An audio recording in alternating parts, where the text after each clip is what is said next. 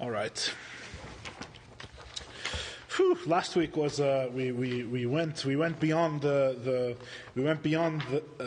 boundaries of the normal class last week. It's because Ronnie wasn't here. I think that's what. It was nice. Not that it wasn't here, but it was nice that he wasn't here. No, not that he wasn't here. But the class was nice. Yes, we connected what we're learning to Hanukkah, and I didn't really get to the main. We didn't get to the main crux of the lesson last week. The main point. Inside, because it would have taken too long, I underestimated the length of the chapter, so we're actually going to do that this week. Right, who wants to review for about 15 minutes what we did last week? It's me. I have to do it? So, all right, fine, I'll do it. Today's the 9th day of Hanukkah, so you can go ahead. The 9th day of Hanukkah, yeah. It's a new one. I never heard of that one before. So...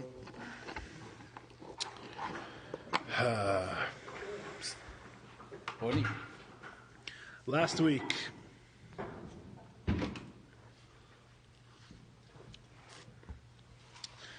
we discussed, we're moving into a new part of our chapter. The first half of the chapter, of chapter 9 of this discourse of the Tzemach Tzedek's Mitzvahs HaManos HaLukus, was about the way in which God is able to have a will that changes, and yet He Himself does not change. Right? Famous question based on philosophy. It's a philosophical question, and we answer it in the way of Chassidus, in the way of Kabbalah, using the mystical teachings in a different way. The bottom line is that, first of all, we cannot say that our understanding of will applies to God, because what we understand of will, of ratzon, of the soul's faculty of desire, of wanting something, is a fundamentally human understanding. We only understand it in the limited sense in which we have it. But we cannot apply the limitations of our will to God. Not necessarily is God's will like our will. That's the first step of our explanation. The second step of our explanation is that we don't even have to really go that far, because the whole notion that God and His will are one and are of the same substance, so to speak, that God and His will there's no distinguishing between God and His will, that God is His will, God's will and God are literally the same thing, is really a philosophical understanding. And the mystical teachings in the Kabbalah reveal to us that God's will is not actually entirely one with Him, but is rather an expression of Him. His will the will is not the same thing as God. The will is an expression of God. It's not God Himself. It's godliness. It's a light. It's an expression. And this expression changes, and He does not change. So we explained that it's like a garment, right? It's like a piece of clothing. We had many metaphors in this chapter. One of the metaphors we used is like a piece of clothing, that a person exchanges one piece of clothing for the other, and the person is essentially unchanged, right? A different metaphor we used is that it's like the way the human mind, the same mind, invests in different tasks. You have a mind that invests in calligraphy, and a mind that invests itself in weaving. So, for example, I think we're two of our examples, two different crafts which you relate to in two different ways. This doesn't mean that you have two different minds. You have one mind. The mind invests in different things differently. We said similar things about God, and we also had the famous example of the water poured into the colored vases, right? You pour water into a blue vase and water into a green vase, right? The color of the water essentially is unchanged. The color of the water is identical in both. And yet, in the blue vase it appears blue, and in the green vase it appears green, to use the famous metaphor of the Ramak, I believe. A very old metaphor. So, all of these metaphors, all these mashalim, as they're called in Hebrew, are coming to explain how God's will is merely an expression. God's will is merely a garment, is an outward expression. And that outward expression, although united with Him, which we spoke about last week, although united with Him, although not separate from Him, it is not the exact same thing as God. The will can change and God is not changed. When God decides that we should have a Beis HaMikdash, the Beis HaMikdash should be rebuilt, rather than in the state that it is now, where it's destroyed, that is God exchanging the garment of severity for the garment of mercy. God remains the same, the garments change. And then we went one step further, as we have in previous chapters, when talking not about will, but talking about God's wisdom and other things. We went a step further, and we said, but what do you mean? Isn't the will itself coming from God at every moment? The will is created by the tzimtzum. The will is created by God's contraction of himself, and is created by God all the time. So if the will changes, if the garment changes, if his will invests itself, switches from being a severe will to a kind will, is that not a change in God? Because it's true that his will and him are not the same, but where does the will come from, and what creates the will at every moment? It's created by God, obviously.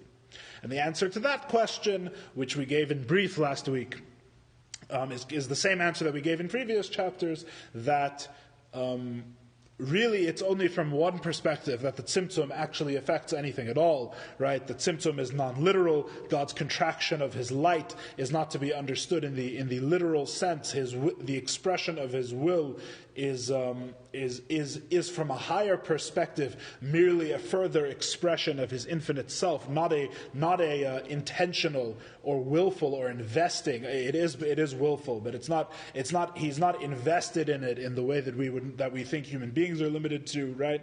I know this should sound vaguely familiar. I'm just touching the chapter headers. I'm not going into all of the details. Even here it's mentioned very briefly. So that was the first half of the chapter. And that's basically the answer to the question. The question is, how can God's will change? And the answer is, because the will is not him, the will changes and he does not change. So, the second half of the chapter is moving in a different direction.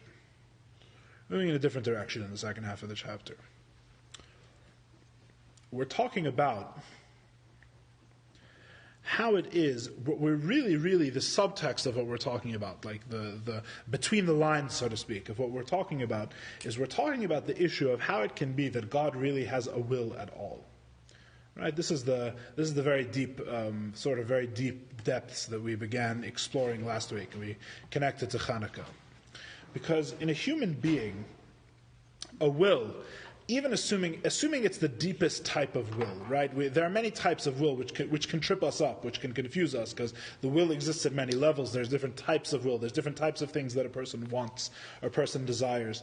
We dealt with what's the highest level and the deepest level of will, so to speak. The essential will of a person, the will that arises from the very essence of the person, from the person themselves, so to speak, rather than from their lower faculties, right? Rather than a will that arises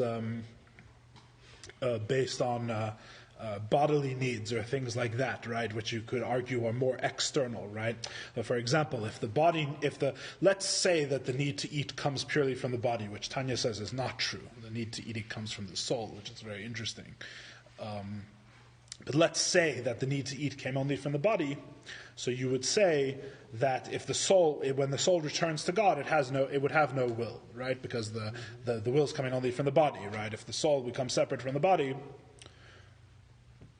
then it would have no will to eat, no will for food, right? So to speak, or so too with other things. These represent physical deficiencies in the person, basically, right? I'm lacking energy, so I need food for energy, I need vitamins, I need minerals to rebuild my body and grow and all these things, right?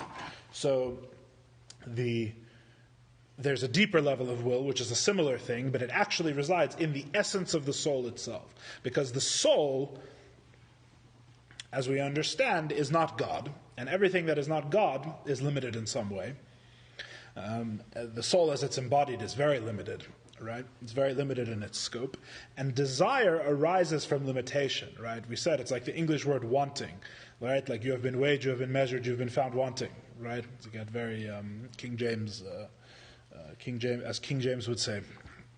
So the wanting means both desire and a lack.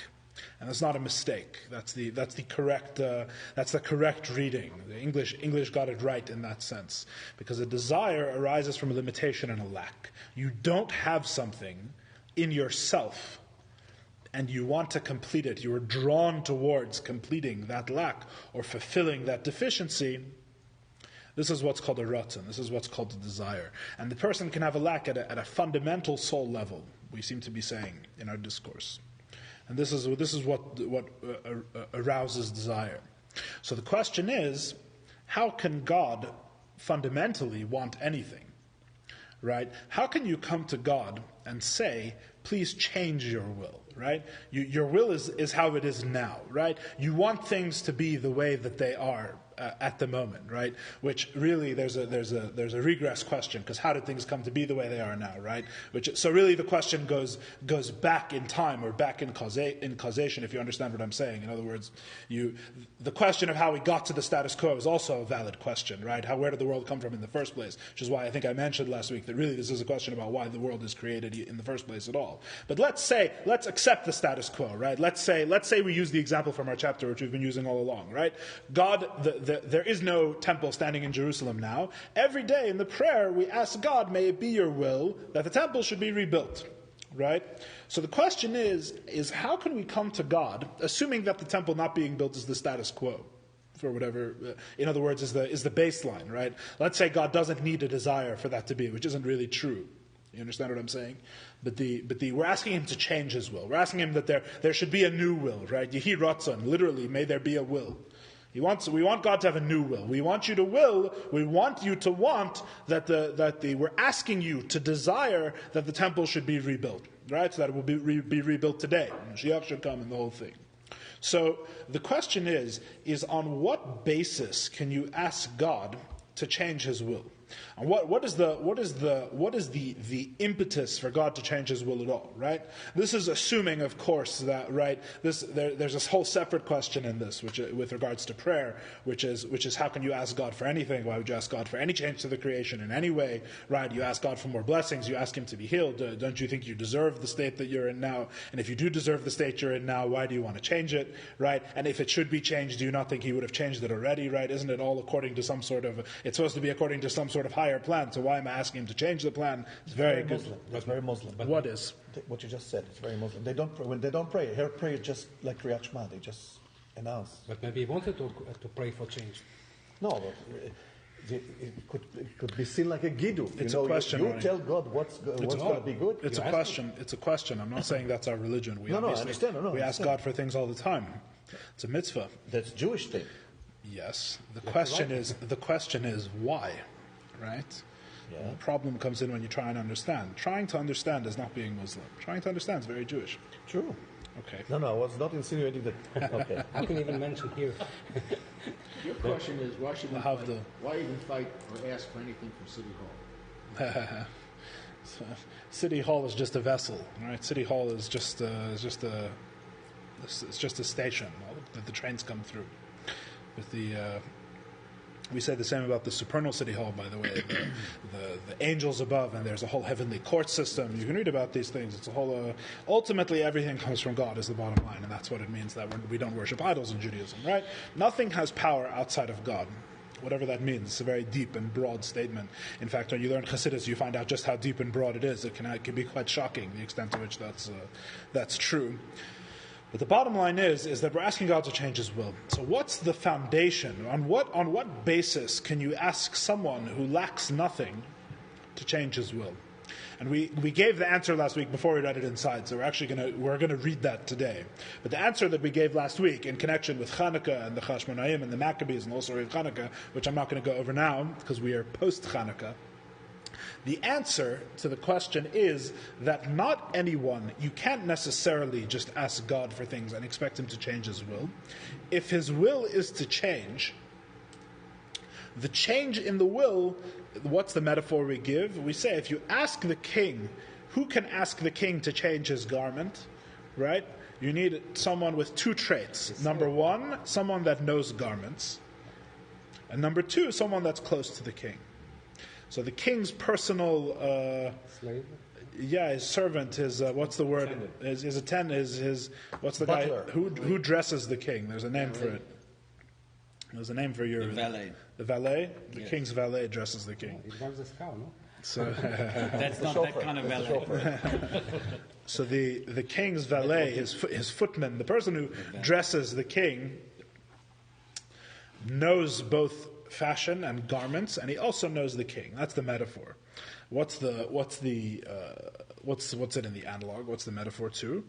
That the Jewish people, Jews, by dint of their soul, are able to make this request. Because the soul, as we learn in Tanya, has both of these things. Number one, the soul derives from the world of Atzilus, from the highest of the four spiritual worlds, the world of emanation, which is the same place where God's will emanates from. God's will is also in the world of Atzilus, at least the one we're talking about, right?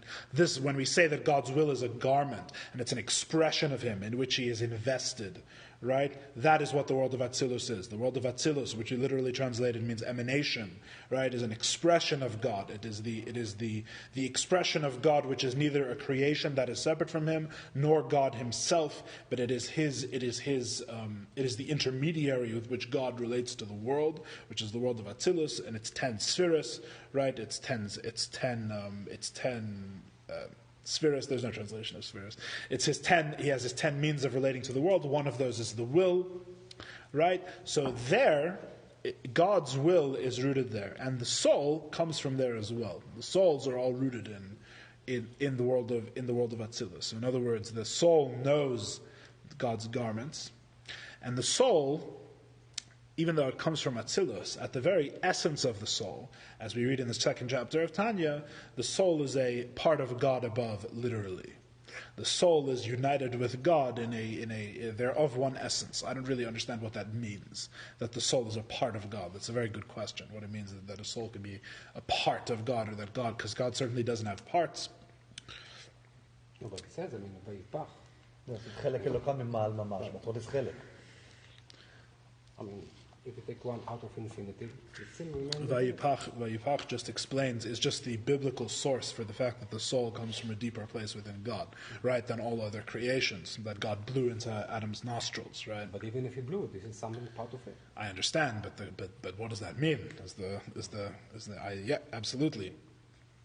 So the soul has both of these traits. It's from Atzilus, and at a deeper level, it's totally united with Him.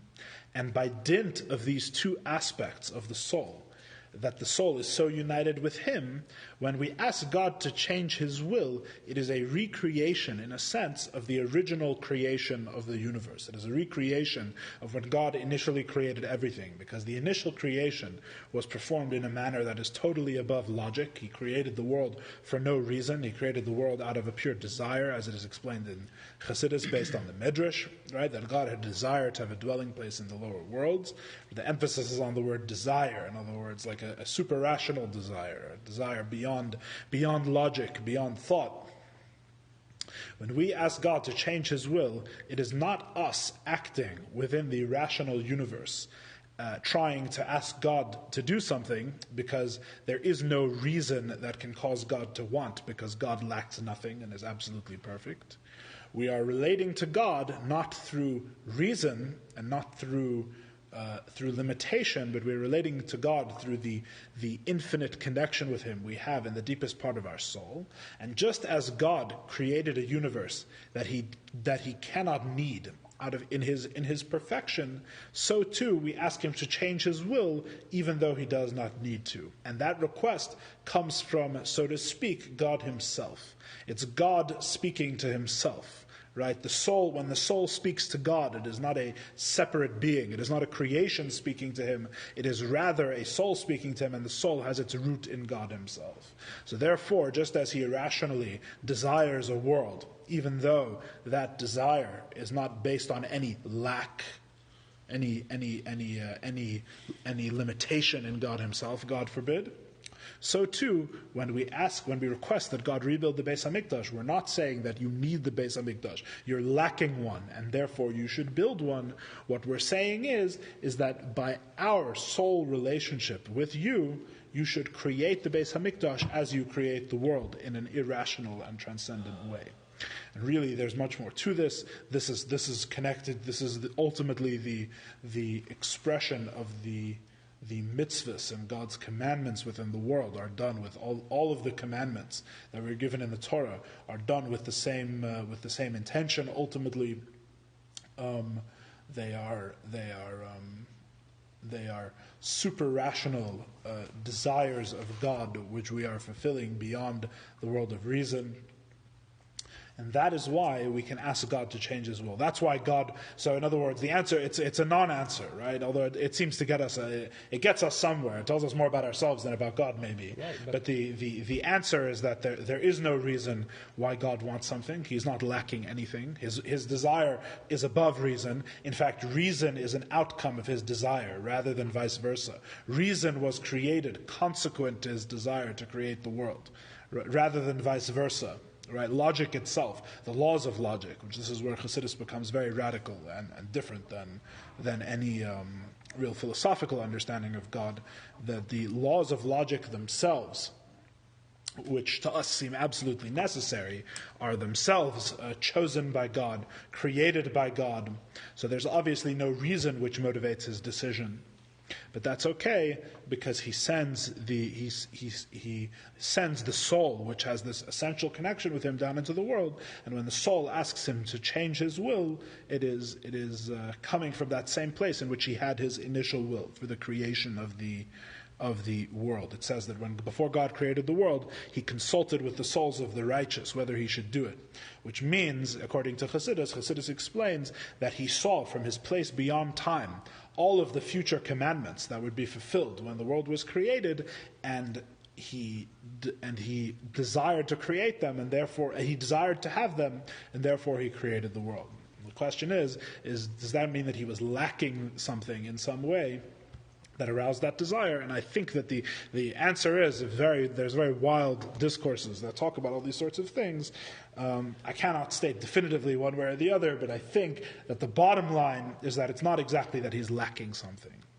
It's not that He's lacking something. It's that He desired something from within Himself in a way that we absolutely don't understand. Long story short, that doesn't mean that He was lacking something. Yeah, so there's no distinction between desire and wish. There's this distinction. Desire and wish, which two words in Lashon HaKodesh? Ratzon v'nitava. No, Ratzon and Nitava are connected. There's obviously differences. There's different types of Ratzon. Right. But yeah, fundamentally they're connected here. Obviously it's two different things, because the Ratzon that we're talking about when we talk about His desire for everything, even for the world of Atzilus itself, obviously precedes the desire we're talking about when we're talking about His investing in the different garments and all of these things, obviously, right? But what is the point? Because if for God there's no change before and after the creation, so why do we even need to ask the question? Because if nothing changed in God, then everything is irrelevant. What do you mean everything is irrelevant? Because there's nothing was changed in God. Yes. So the fact that we are here and the fact that we want something or do not want something, that doesn't do any change in God anyway. No, but the question that's the whole question. So then, why does God command us to speak to Him and ask? Why do we have a Torah? Why do we have a relationship with God? Why does God want anything from man? Something for you, but it's not going to change anything for Him.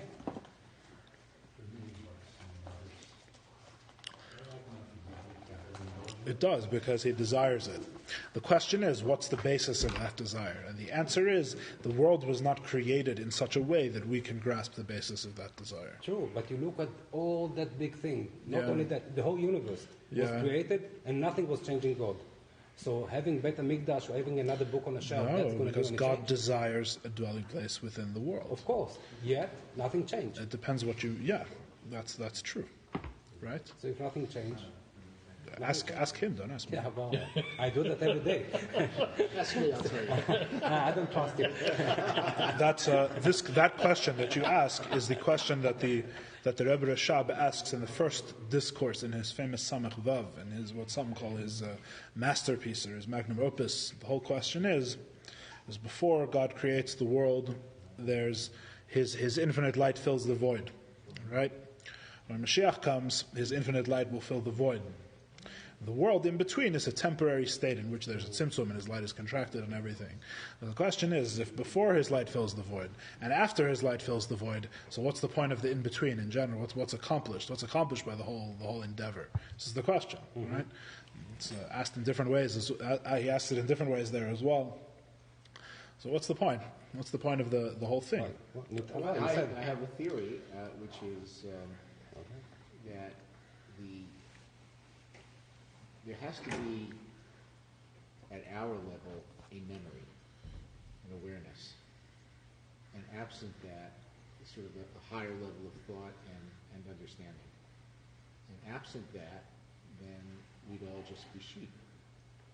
We have to arrive at something to appreciate something. This is an explanation of? You're saying God created a world in which he was concealed so that he could relate to someone who was not a sheep, basically, more or less. Yeah, that's true. But I have a, let me sort of segue for a second. So if the soul is a part of God, yeah, and the soul seeks willful change, that would mean that the soul has innate motivation. The soul that we're talking problematic. The soul that we're talking about is not the soul that we experience day to day. The soul that is a part of God is not a soul that most of us experience in any way in day-to-day life. The soul that we're talking about that's absolutely one with God, if we were aware of that soul's desire, its desire is to not exist. That's what Tanya describes, the fundamental desire of the deepest godly soul within a Jew. The deepest godly soul's deepest desire is to no longer exist, to return to its source and be included within it, and cease independence. Independence is painful to the essential godly soul. That's the fundamental desire of the godly soul. But on the other hand, as is explained, there's a process called Rotza V'Shuv. We're getting really off topic now. There's a process called Rotza V'Shuv, which means approaching and retreating, which the godly soul experiences and all divine beings experience. Like the angels also have a Rotza and a Shuv. And basically what it means is that the deepest desire of the soul is to not exist and to move towards God and to become nothing. But the soul realizes that the deepest relationship with God, let's see if we can, the deepest relationship with God is not that which is refracted through its own perspective, but rather the accomplishment of God's will. God's will is really the means by which one can have the deepest possible relationship, the deepest possible non-existence before God. Because if you become one with him, but that is against his will, right, it's essentially coerced. It's not accepted. It's not. I'm using very, very coarse and human language, you understand. But the bottom line, the way you could explain it is that if the soul's desire to become one with God is not what God wants, but is rather only what the soul wants, and I know you're thinking the soul's a part of God, so how could it want a different thing than what God wants? I don't know. The soul's desire to become one with God is against God's wishes. Then even if it does become one with God, it has not become one with God at the deepest level, because the deepest level, at the deepest place where this irrational desire springs from, the soul's unity with God is marred by it being against his desire. So the soul ascends. The soul wants to leave the world. Essentially, the godly soul wants to leave the body, leave all of the spiritual worlds, and return to its source. It wants to ascend infinitely and become nothing within God. But what God desires, irrationally, super rationally, is for there to be a lowest place, a world which appears to conceal him in every way, in which he is nevertheless revealed, which is this world. And therefore, as the soul, when it is down here, knows its own nature, but does not know God's desire. It ascends and it pulls higher. We have a spiritual experience. The spiritual experience is an experience of enlightenment. The soul knows more and more about God. And at some point it realizes, what does God want? God wants me to descend into the world. God wants me to not to be with him, because God's deepest desire is that he should be revealed within the world. So the soul descends again. But then the soul descends again, and its nature, by its nature, it becomes pained by dwelling within the world. So it ascends again, and then it descends again. This is what's called Rotza V'Shuv, the pulling upward and coming downward. It's compared to the flickering of a candle, that the flame is trying to always pull away from the wick, and the wick always pulls it back down. Right? The soul is like compared to a candle. So the soul's desire is there's a whole literature about the soul's desire, its need to pull toward and away from God. What we were speaking about before, just to get back on topic. We have to finish. We have to get to where I wanted to be last week. This week at least. So we were saying. One second. We were saying before we got into that, we were talking about why God would create the world at all if God's infinite light fills the void before the world is created and fills the void after the world is created, why have a world at all? And the answer is that although his infinite light fills the void after the world is created, as before it was created, there's a difference, because now the way in which his infinitude is everywhere is in a way that is reconciled with limitation. It's reconciled with concealment. In other words, it has achieved a form of greater perfection. Now, the thing is, though, as the Rebbe Rashab explains there, and this is one of the things that makes it a very famous mimer, as he explains there, this is not a fulfillment of a potential or a limitation in God at all. In other words, the world God's infinitude being reconciled with limitation is only itself a limitation in God. In other words, God gains nothing by having his light reconciled with infinitude, at least with finitude, with limitation, by any rational reckoning, as the Rebbe Rashab explains there at great length. So, in other words, you think that God being able to be expressed with limitation as well is giving something to God. But the truth is that it's giving something to God that God doesn't need, right? It's really taking away more than it's giving, in a sense, right? It's a descent from his perfection. To be known within limitation. He has it already. He doesn't actually need the world to take place to give. It doesn't give him anything in the rational sense of the word. So that's why this whole question arises of if it doesn't actually give God anything, then why does God do it? In our rationale, right? In his rationale, that's what he wants. In his rationale, we're talking about before rationale was created. Well, I don't even know what it means, right? That's what it talks about there, and then you can go see. It talks how he's Metzias Bilti Metzias Nimtza, right? That he doesn't even really exist by any definition of the word exist. So therefore, at the highest level in God's very essence, none of the rules about potentials having to be actualized are true. But that doesn't get you anywhere, because the potentials as they exist within God Himself don't exist, because God Himself doesn't exist by any definition of the word exists. Right? He has an existence which transcends existence, and you can go read the whole. It's a wild, as I said before. It's this heavy stuff. But we don't need all of that for what we're talking about here. We're talking about the soul's special relationship with God that allows it to ask Him to change His will. So let's do some inside. For 20 minutes. Short question. I don't know, short. Yeah. The question is short. I don't know about the answer. Yeah. The Chelek Eloka. Yeah. Where is that coming from?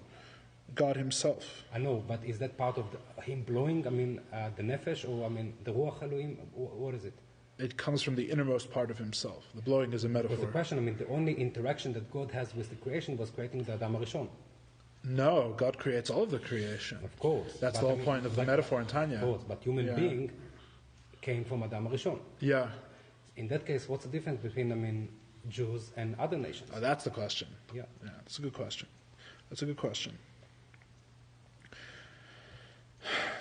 How much time do you have? I told you the answer. The question is short. The question is short. After the class. Long story short, Adam HaRishon, as the perfection of man, is understood in a Torah concept. When it says Atem Karuyim Adam, Adam is often understood to be referring to the spiritual and metaphysical makeup of Jews specifically, at least in his perfections. Unfortunately, or fortunately, however you look at it, but that's basically the answer. The answer is that according to many aspects of what it says about Adam, at least when it's referring to his unique soul and that soul relationship with God, we say is referring to the Jewish soul and the Jewish soul's relationship with God. Atem Kruyim Adam. So how things change then? You're saying that Adam has descendants that are not at his. Things went wrong. I don't know. Because otherwise, everyone would have that Chelek Eloka, not only. It talks about it. I'm not an authority, and I don't know. I don't know well enough to answer that question. I don't know. It's spoken about. I in the understand memoir. that it's a tough. It's thing, yeah. no. It's spoken about. It's not a. It's not. There are answers to that question. I just don't know them. I don't have them. I don't have them at my in my grasp. Okay.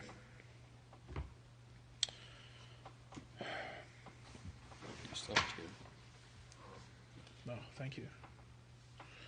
All right, fine. Let's go to there then. Page 293.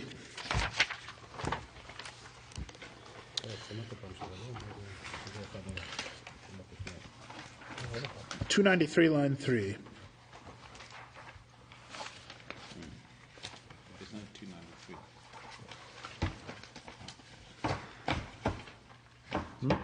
Yeah, Vagama Yideretzena, yeah. Moreover, through his will. 293, line 3. Vagama Yideretzena, Nimshach lebechinas hadibur elyon l'shanas hatzirufim. It is through his will, as it's drawn down into speech, that he changes the tzirufim. The tzirufim are the combinations of spheres, right? Of letters, the combinations of letters by which the world is created. See the second part of Tanya, chapter 1. The footnote agrees with me, that's good. I agree with the footnote. V'zeh soid misha amar l'shemen yadlik, yomar l'chometz v'yadlik.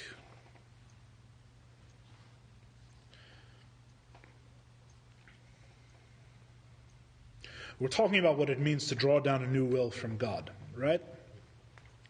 Very famously, as it says in the Gemara, it's a whole story, you can go look it up, Tainus 25a. The bottom line is there's a great Tana, I believe, Chanina ben Deiser, I think, if I'm not mistaken, who said that God, who tells oil to burn, basically they ran out of oil. And his students came to him, one of the great sages of the Gemara, and they came to him and they said, we don't have any oil left, so we need light. Well, what are we going to get light?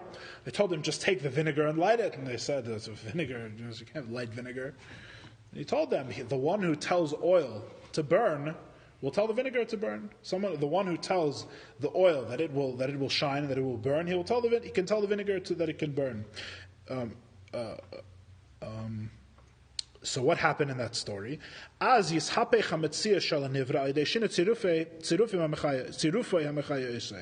he changed the nature of the creation through changing the letters which give it life. Right? There's a lot in these few lines that we could talk about. The bottom line is as described in Tanya, the reason why that miracles like that are able to take place, where the nature of the thing changes, right? In other words, what exactly is when he says he who tells oil to burn can tell vinegar to burn, what does that actually mean in a metaphysical sense? What does that mean with regards to God, right? Because he's not creating more oil from them, right? It's vinegar. The vinegar remains vinegar, but the vinegar burns, right? How's that possible? And the answer is that what makes it vinegar is the tzirufei oisius, is the combination of letters, right? Which is as is described in Tanya, God creates everything in the world through letters, through speech, right? God says, let there be light, and there was light, right? What makes the statement, let there be light, is what becomes the light. Right, the letters are what create the world, and so the thing is, where does everything come from that's not mentioned in the 10 utterances with which God creates the world? Right? There's no I don't know what's something that's not mentioned. He never says frogs, right? He says crawling things of the sea, things of the sky. Where do the frogs come from?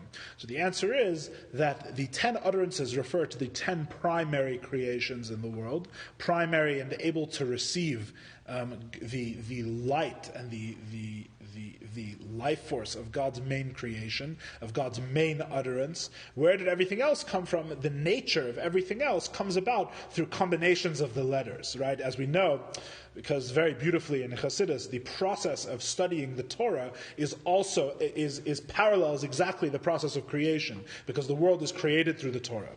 So just as we know in Torah study, when you look at words in the Torah, and there's gematrias, right? There's number values there's number values. There's also There's different types of gematrias, right? There's atbash, you exchange the alphabets, right, to read them in a different way. There's all sorts of codes and ways of exchanging letters, using letters, right? There's the hemotzos apeh. There's all different ways the letters are grouped and exchanged. So this is the very process in which the 10 utterances with which God says to create the world really contain the names in Lashon HaKodesh, in the holy tongue, this is why it's a holy tongue, because it contains the name, which is the vessel, the garment that the life source, the soul of everything comes into it through these letters. So basically, when God changes His will, when the rabbi says God will tell vinegar to burn as He tells the oil to burn, God is changing the letters. He has a will.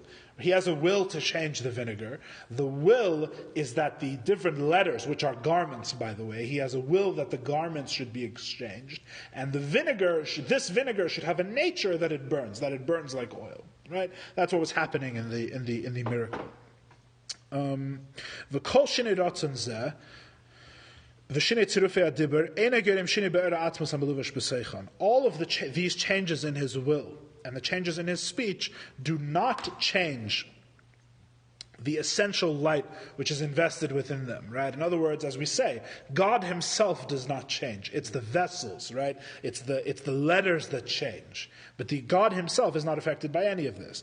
Dahainu hareitze b'ratzon v'medaber b'diburei. Meaning the one who desires with this will and the one who speaks with these words, he himself is not transformed. Because all of these things are only as garments. That the will changes, that the vinegar should burn, is a change of a higher garment.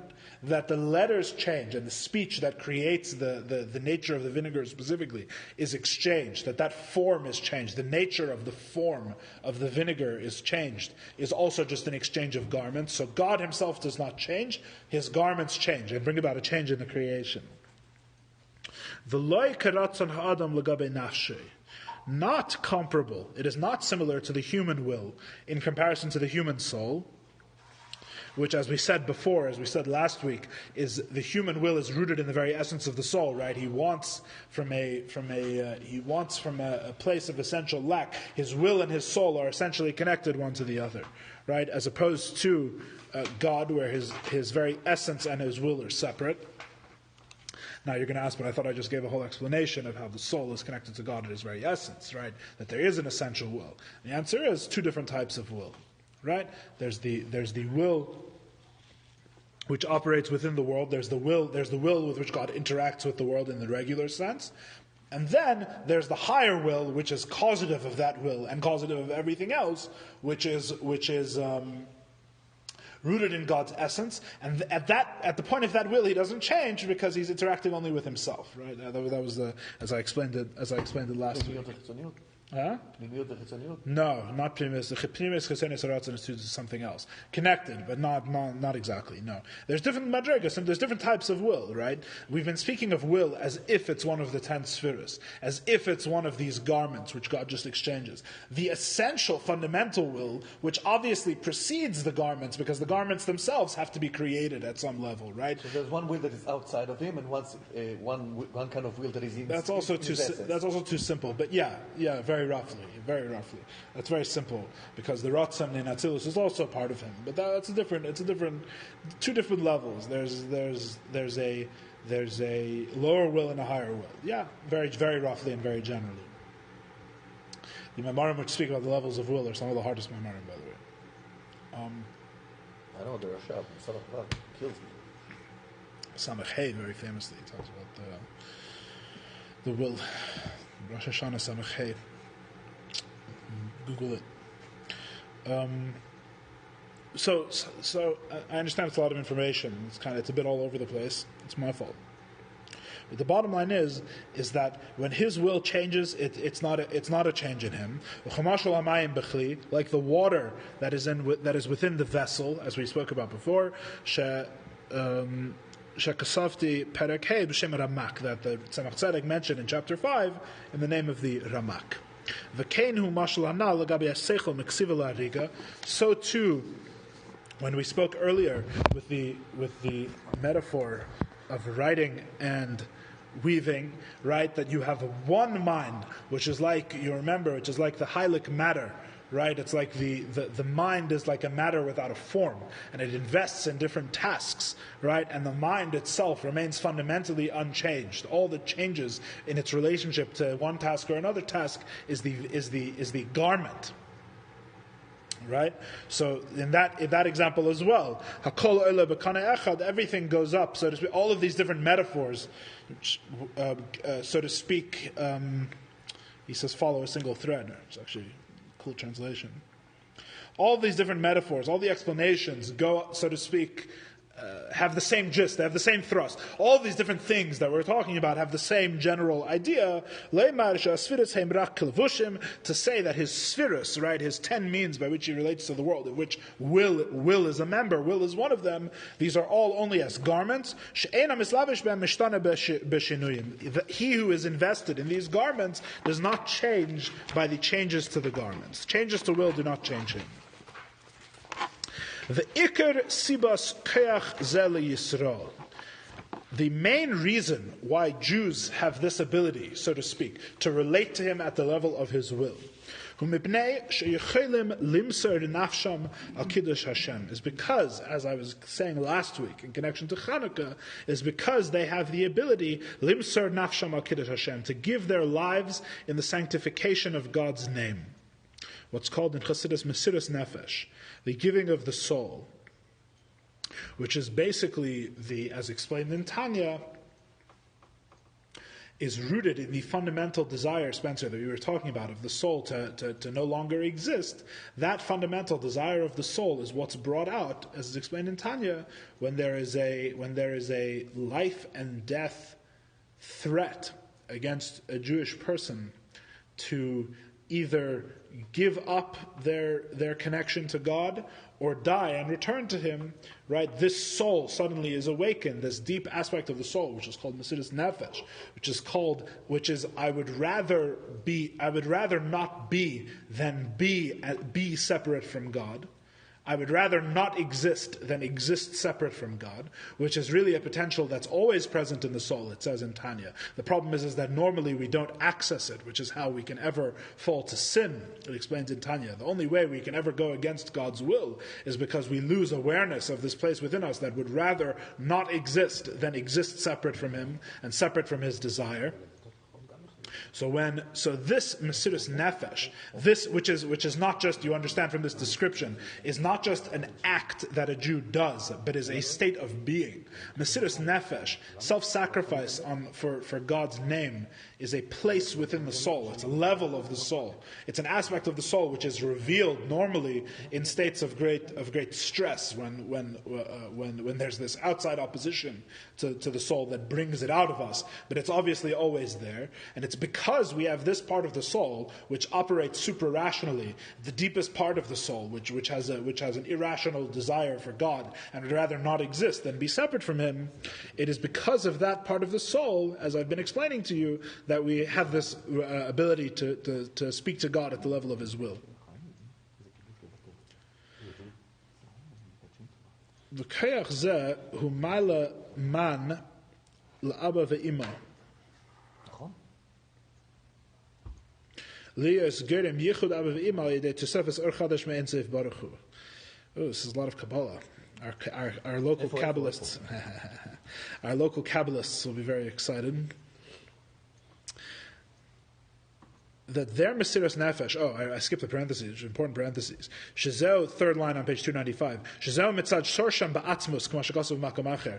That this level of self-sacrifice, this level of super-rational desire for God, to the extent that you would be willing to give up your life rather than be separate from God, this desire of the soul for God beyond reason, almost as a force, that the soul is drawn to its original place, comes because the soul has roots ba'atzmus, in God Himself, as is written elsewhere, and as explained as it says in the second chapter of Tanya. It's nice to have told you about it beforehand, and then we read it inside, and you see I wasn't just pulling your leg, right? V'kayach zeh hu ma'ala man la'aba ve'ima. Oh, man. Oh, Abba ve'im. Kabbalah. Kabbalah. This power, I'm going to try and translate this into English. You can see even the translator here gave up. This power is an arousal from below. Mala mayim nukvin. Okay, let's get Kabbalistic. We're going to get very mystical for a moment here. I don't have a lot of time left. In Kabbalah talks about, okay. The jingle's up and up. This is going to be an interesting 5 minutes. All right.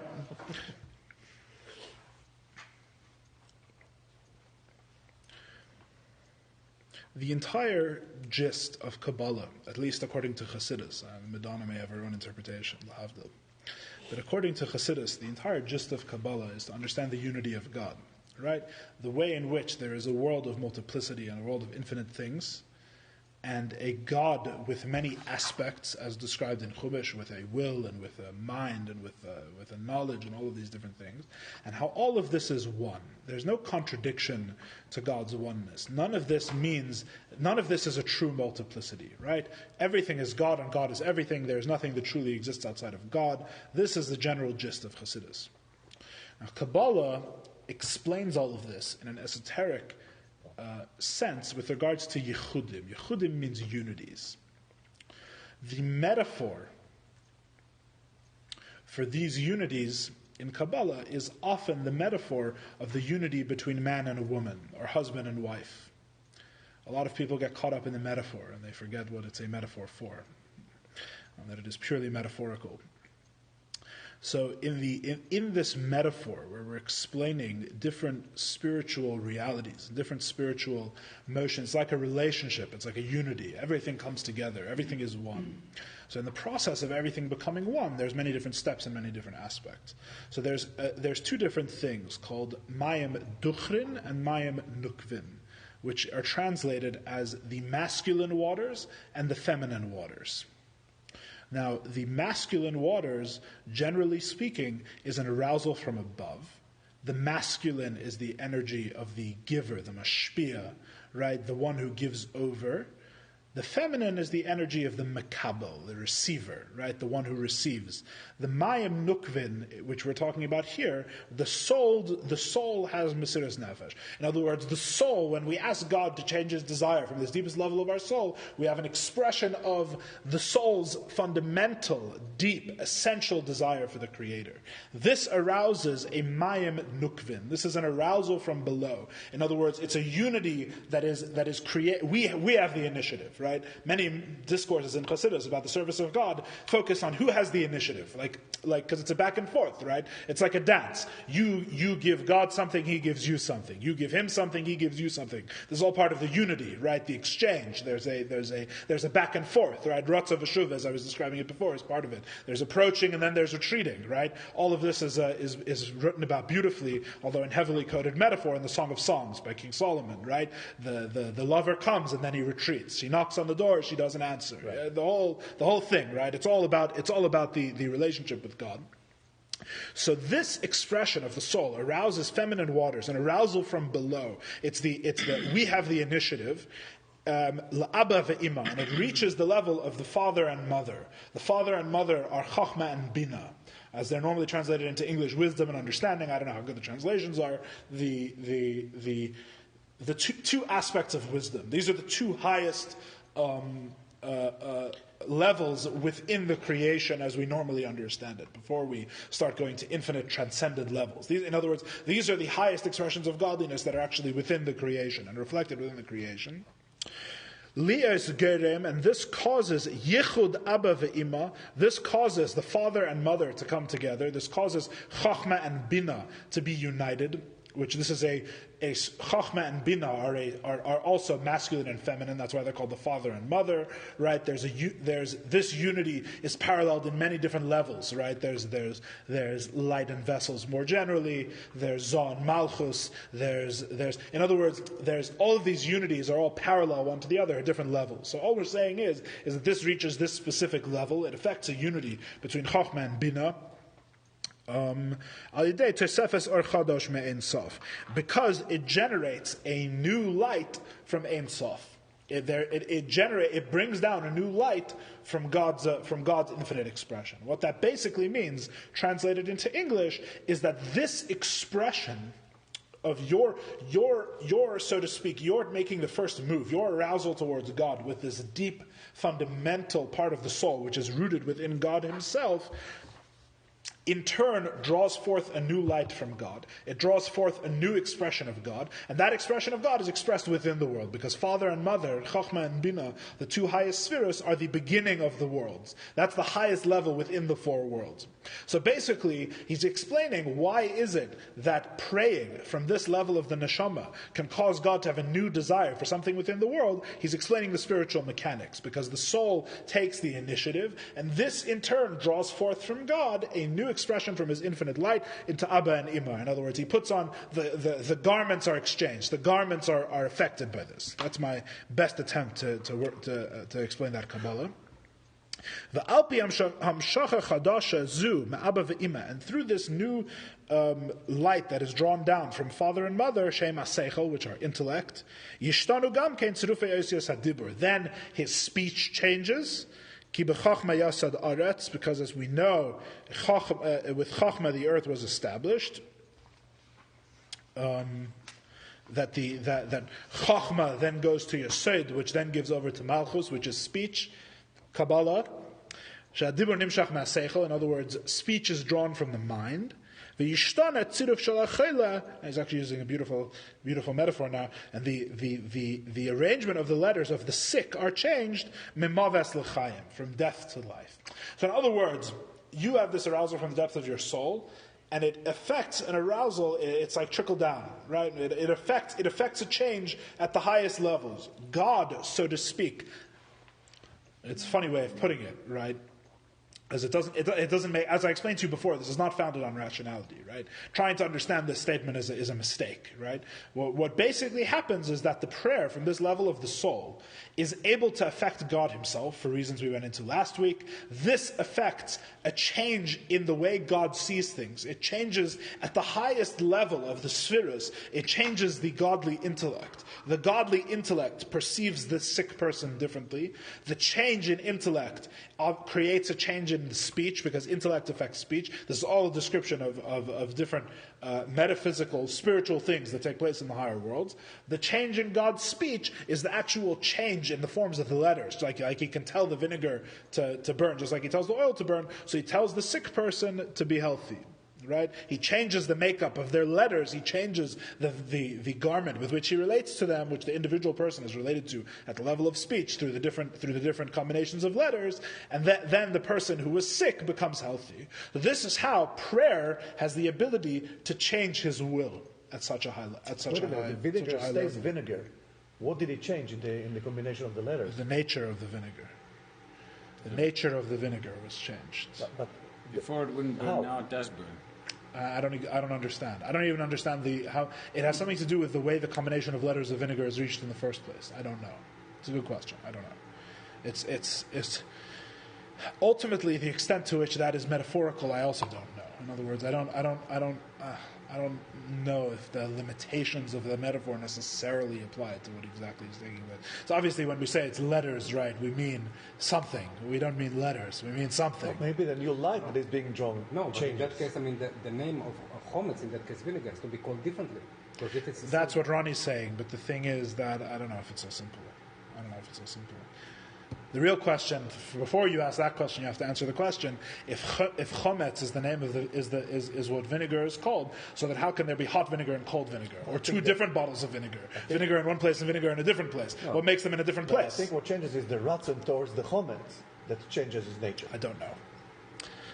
It says he changes the tzirufei yosius. That's what it said. He changes the letters. I don't know. That's a good question. I don't understand entirely. It's a good question. Okay, v'nimshach mishtalshelus derech kelim debiyah. It's drawn into the order of the worlds through the vessels of Bri, Yitzir, and Asiyah of the lower worlds, ad shemagia li'asiyah mamish kanal perek zayin, until it reaches the actual physical world, literally, as we said before. It goes through all of these different steps until it actually reaches the physical world.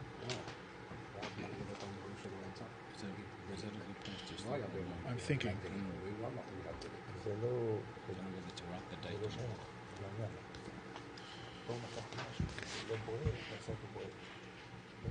Yeah, let's stop here.